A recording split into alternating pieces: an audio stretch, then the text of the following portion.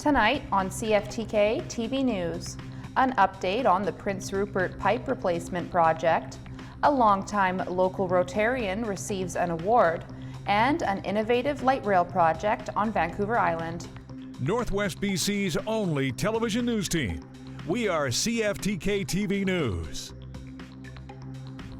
Hello, and thanks for joining us on this Thursday, May 22nd, 2025. I'm Jaylene Matthews. We begin tonight with our news local to the Northwest. The Terrace RCMP are trying to find a man that has been missing since the end of last week. Lillian Guy's last known public sighting was on May 17th. Guy is described as a 74-year-old Caucasian man who weighs about 130 pounds, measures in at around 5'4", and has brown hair and green eyes. The Terrace RCMP are asking that anyone who has any information on where Guy might be to either contact them or Crime Stoppers. And Prince Rupert's Pipes System Replacement Project has been in the works for some time now.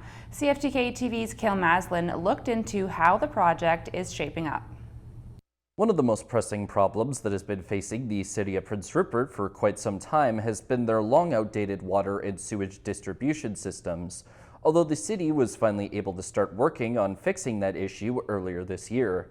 And in an interview with the mayor of Prince Rupert, Herb Pond, he gave an update on how the pricey project was going now that we're almost halfway through 2025. So it's a huge project, $200 million project. It has gone a little bit delayed and over budget. We're not surprised by that. When you look at the timeline it takes to raise the money and the holding time to get to actual construction, price of pipe goes up, price of labor goes up. So it's not something we want. Obviously, we want to see it stretch every dollar as far as we can. And we have asked staff to look at various ways to see how they can bring the cost down and extend that money so that it goes as far as it possibly can. As far as when all of the work will actually be finished, Mayor Pond also provided a bit of an estimate, although for anyone hoping that it would be done in relatively short order, that hope has been dashed. We're at least 2 years more construction. They've been underway. A lot of the work that's been done to date has been out of sight. It's been around Shawatlands Road, where people can't see. We're now moving into people's neighborhoods. They know we're there. We're out knocking on doors saying, hey, we're coming next week into your neighborhood. And so it's become much more visible, but it'll be very present in the community for at least 2 more years. Some of the places in Prince Rupert that either are or were slated to undergo such construction in the near future includes the back half of Crestview, 11th Avenue, Conrad and Victoria Street, parts of Hayes Cove Avenue, as well as Alfred and Bacon Street. Restrictions to parking and disruptions to driveway access will also likely be present when work on the project is taking place, and planned construction hours are from 7 a.m. until 5:30 p.m., while also taking place 7 days a week. For CFTK-TV News, I'm Kale Maslin. Brian Downey of the Rotary Club of Terrace has received the Outstanding Rotarian of the Year Award for District 5040, which covers over 50 Rotary clubs throughout BC. It's the first time ever that someone from the Terrace Rotary Club has won the award. Downey received the award at this year's district conference. He's been a part of the club now for over, I think, 3 decades, and he adheres very well to the service among, the Rotarian principles of service above self, dedication to the community. He's just a hard-working Rotarian, and we can't think of anybody who deserves the honor more. I was totally surprised, humbled by the recognition.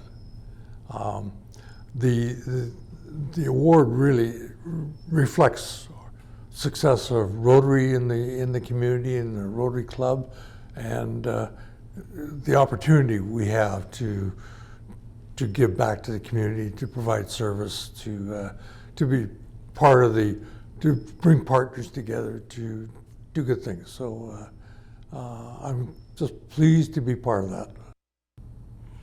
And Skina MLA Claire Rattay wants her constituents to know that although her offices aren't open yet, she is still reachable. The legislature took over leasing this year, so they've created a new department that handles all of the leasing. And so unfortunately, it is out of our hands. I know that many people in the community are wondering why our office isn't open yet. We have no control over it. We are told when we can actually open. We're being told right now that it sounds like June. So sometime in June, the terrace location will be open, and we are not sure yet on a timeline for Kitimat, but certainly I'll be keeping people updated as we go through my Facebook page. We'll put stuff in the paper and things like that to make sure that people are aware of what's going on, but we're hoping that the first office should be open sometime in June. My phone number, the office phone number, and the office email are posted both on the office itself, on the door there, on all of our social media and things like that. So the best way to reach out is either by phone or email right now, and then obviously once the office is open, people can just drop in if they'd like and speak to us directly there.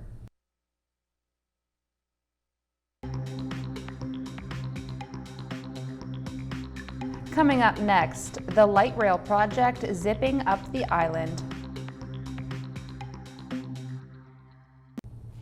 Canada Post workers could be setting up new picket lines tomorrow. The union representing about 55,000 postal workers says Canada Post's latest offers fall short. The company's offers amount to just over 13% in wage increases over 4 years, but the union wants closer to 19% because of inflation. A strike would begin at midnight if an agreement is not reached. And an interesting development out of Vancouver Island as an innovative system is using buses on railways. Here's CTV's Brendan Strain. Riding a bus at Skina Lake First Nation.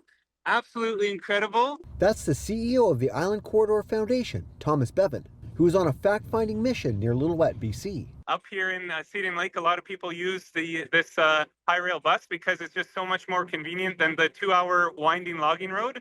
Just a 40-minute trip into Lillooet. It's a bus riding on the rails, and Bevan is exploring the possibility of bringing a service like this to portions of our island's rail line that has sat idle since 2011. At least in a prototype way, we could try something like this pretty simply on Vancouver Island. We're going on a high rail trip. In 3 weeks, Capital Region mayors and CRD staff will ride the rails on southern Vancouver Island, exploring the feasibility of using the ENN corridor once again. Does that corridor have a use in looking at overall transportation within the region? High rail vehicles are a dual-purpose vehicle that can operate on both roads and rail tracks. The Island Corridor is owned by 14 First Nations and 5 regional districts. There is currently an ongoing dispute involving First Nation land that the rail cuts through. Some are seeking the return of the land. Others are seeking compensation and remediation. Those are ongoing dialogue right now. For the upcoming trip, those portions of the rail line will be avoided. This is a commercial operation that's contracted out by Skina Lake, and it's kind of like a charter bus company. The Island Corridor Foundation would want to follow in those footsteps. So don't expect to see BC Transit buses on the ENN corridor anytime soon. Bevan says having the option of running high rail vehicles on the line could be a game changer in an emergency, such as when Highway 4 was closed for weeks due to the Cameron Bluff wildfire. Having something like this for Cameron Lake would be incredible. For now, it's an idea being explored, although island mayors and the Island Corridor Foundation would like to one day make it a reality. We have to look at our economic corridors. We have to move people better. How do we work with what we've got, adjust where we need to, and ensure that that corridor remains for public use in some fashion where it can? Brendan Strain, CTV News, Esquimalt. In these divisive times, separatism seems to be a recurring theme, creating what some call a unity crisis in the country. Here's CTV's Rob Buffum with more. Premiers from Western Canada and the Territories are meeting in Yellowknife under possible northern lights and a specter of separatism rumblings from Alberta and Saskatchewan. It's really unfortunate that at this moment, when Western Canada is stepping into the spotlight, that there's any discussion at all about leaving Canada. The agenda for the annual two-day conference focuses on trade, tariffs, energy corridors, Arctic sovereignty, and housing. Western Canada has a lot to share with the rest of Canada about removing internal trade barriers and working together. But legislation recently introduced by Alberta Premier Danielle Smith making a referendum on separation easier in the province is being criticized as fanning the flames of Western separation, a theme expected to be the elephant in the room. Not talking about it, then they're all keenly aware that it's lurking in the background. That tension, fueled by concerns the West and its energy-rich provinces don't get their fair share of support from Ottawa, prompting Western business councils to push the feds Tuesday to kickstart the economy, including by ditching a proposed emissions cap. BC's Business Council doesn't support Western separation, but thinks legitimate points are being raised by the movement. We do support listening, and I think there are some really legitimate concerns that Albertans are expressing about oil and gas in particular, that sector. Smith has said she doesn't support separation, but also hasn't rebuked the push for a vote on it. Opens the possibility that we are simply going to back into a unity crisis without any kind of conscious thought about how badly this could go for everyone, including Alberta. And not to put too fine a point on it, it could go very badly.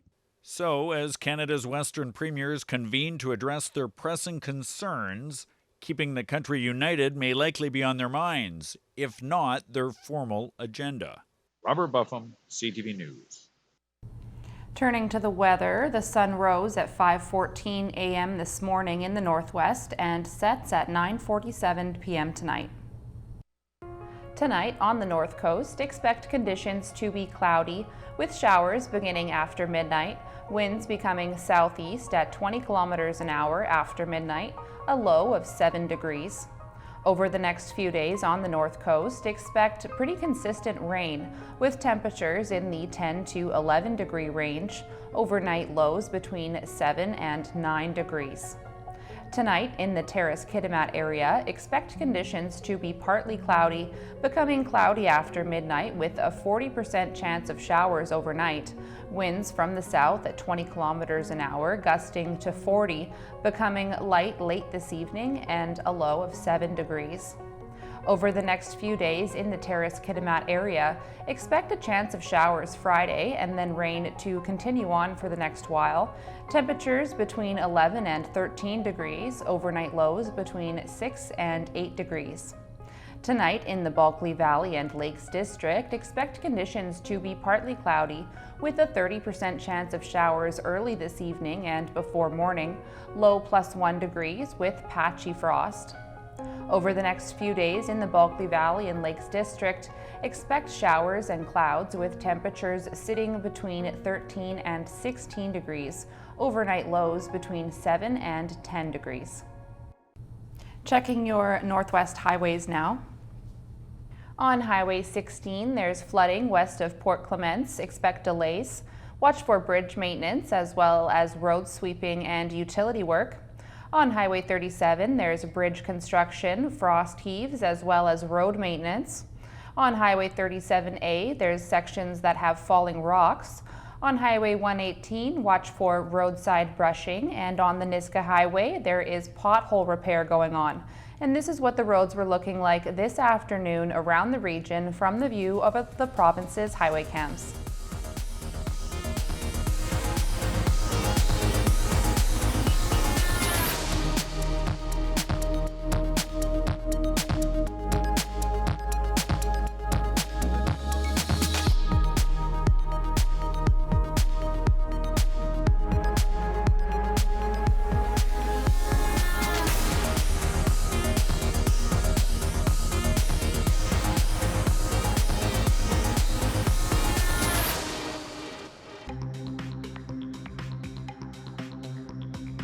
Still to come, the healthcare worker shortage hits a new hospital. The International Slackline Association says a 22-year-old woman has died after an 80-meter fall near Squamish. It says the woman forgot to retie her safety leash, resulting in the fatal fall. The association says forgetting to tie into the leash is the leading cause of death in highlining. A new turn in the healthcare worker crisis as a major hospital is shutting the doors of one of its units for a significant amount of time. Here's CTV's Craig Krause with the details. The doctor shortage plaguing this province has hit another community. Interior health officials are being forced to close the Kelowna General Hospital's 10-bed inpatient general pediatrics unit.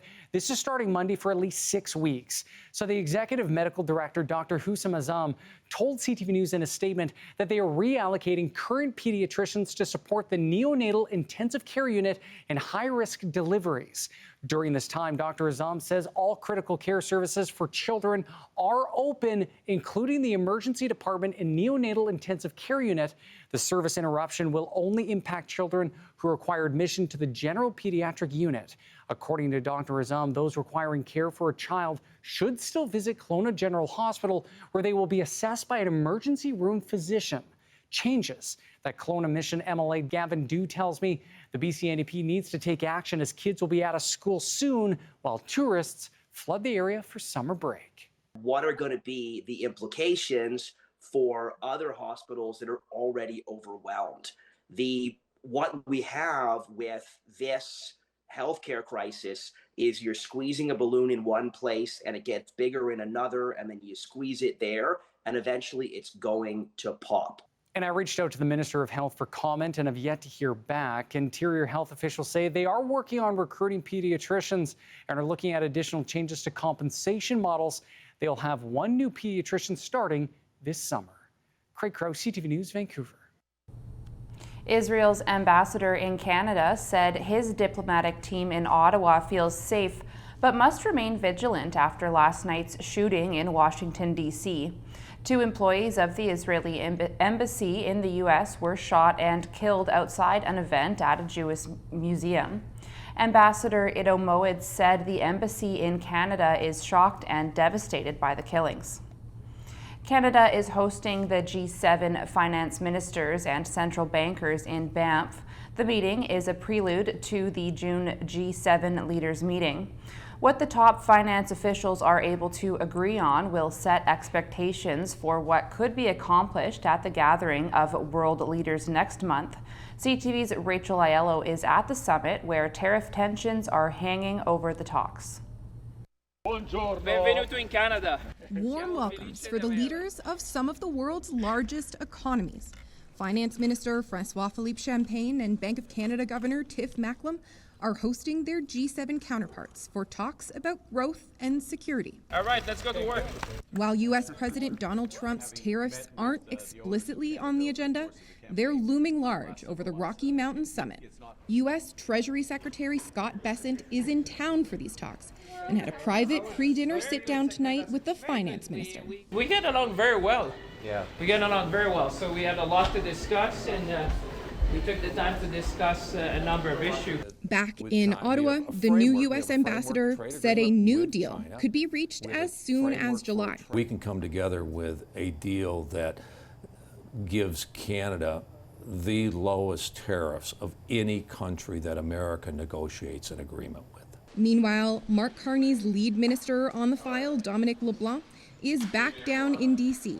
as the Prime Minister said his government is fighting to get the best trade deal. We will take all the time necessary, but not more, to do so.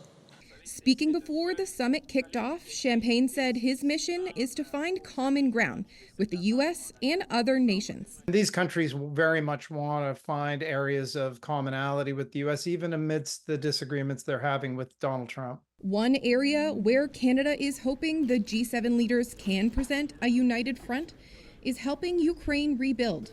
The Ukrainian finance minister is taking part in the summit, even though his country isn't in the G7. Neither is Russia, but today, Trump said it would be better if they were, making it a G8. Because if Russia was in, you probably wouldn't have this war. Tomorrow, we'll learn what the G7 finance ministers were able to agree on, and the stakes are high for Canada, as what comes out of this meeting will set the stage for next month's G7 Leaders Summit, which Trump is set to attend. Rachel Aiello, CTV News, Banff. Turning to the markets now, Canada's main stock index edged higher today, helped by strength in the financial sector, while the U.S. stock markets were mixed. The Canadian dollar fell 0.1 cent. The price of gold dropped $18.50. Oil dropped 37 cents. Natural gas fell 10 cents. Aluminum rose by $2. In Toronto, the TSX rose by almost 14 points. The Venture Index was down less than a point. In New York, the Nasdaq rose 53 points and the Dow Jones was down 1 point. Still ahead, the Canadian military's acrobatics flight demonstration team.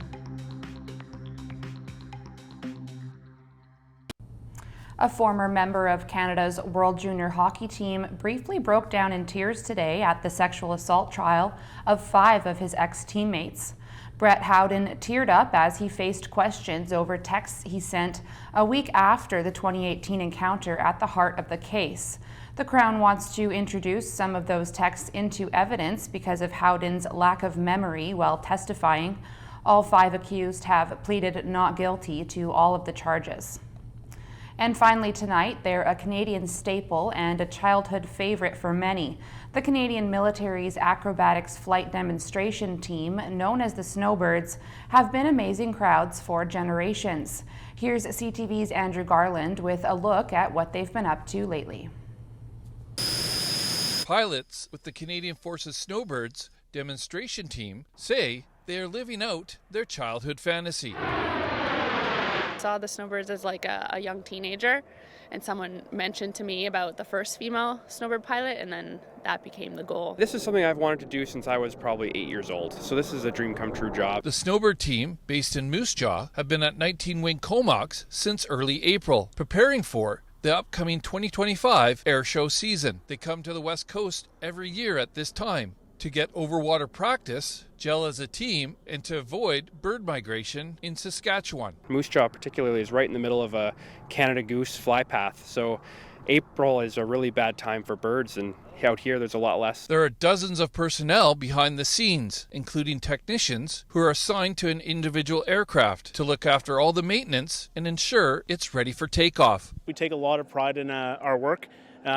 Even to the point of actually just spot cleaning the aircraft after every time it goes up. Called the Tudor, the iconic aircraft the Snowbirds use was built in the 60s and was the primary jet trainer for the Royal Canadian Air Force until 2000. Like an old sports car, the basics of flying is the same. It's very easy to fly, but each jet has its own little personality and quirks. When they're in formation, the pilots practice getting closer and closer together and will be 4 feet apart or less come showtime. They train the fear out of you. It's repetition, repetition, repetition, and it just becomes ingrained in you. Their performance is basically the same, but they do try and tweak and add something different every year. We're doing a hero split, which is a little bit different than what we did last year.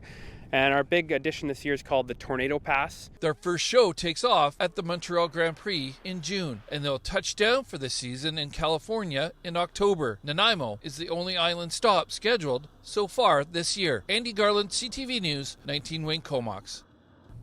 That's our news for now.